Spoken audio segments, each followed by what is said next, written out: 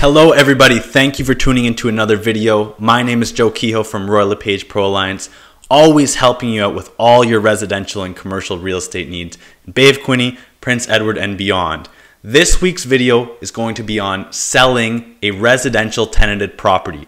Let's get into the ins and outs of what you need to know when you're selling a residential tenanted property. The first thing you need to do is speak with your tenants. They should really be in the know about what's going on and what your plans are. Although it's not law to inform the tenants that you're selling, it's probably in your best interest to, because you're going to have to tell them eventually, and you're going to need to coordinate pictures, showings when the property is listed, etc. So first step to this is speak with your tenants, definitely.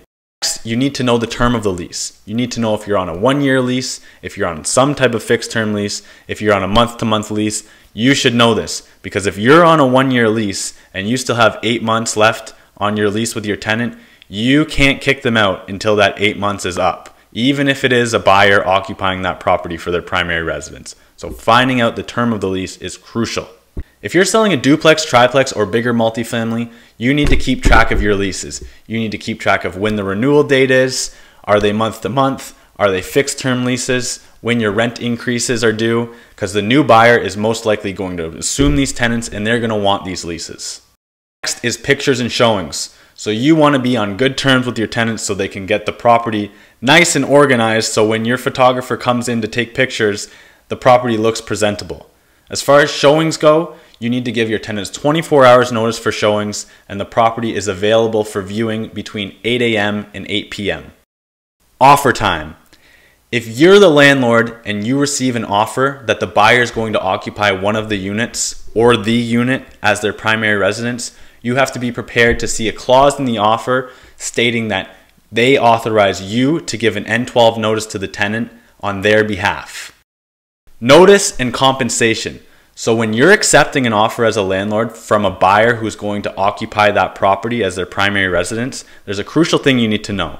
You need to serve them notice on behalf of the new buyer, which is an N12, for them to occupy the property as their primary residence. In order to do this, you need to give 60 days notice and 1 month's rent compensation. The 60 days notice has to be from the start of their lease term and when they pay rent. So if you receive a suitable offer on April 4th, you're unable to give them notice until the 1st of May if they're paying on the 1st, which would push your closing back to July 1st.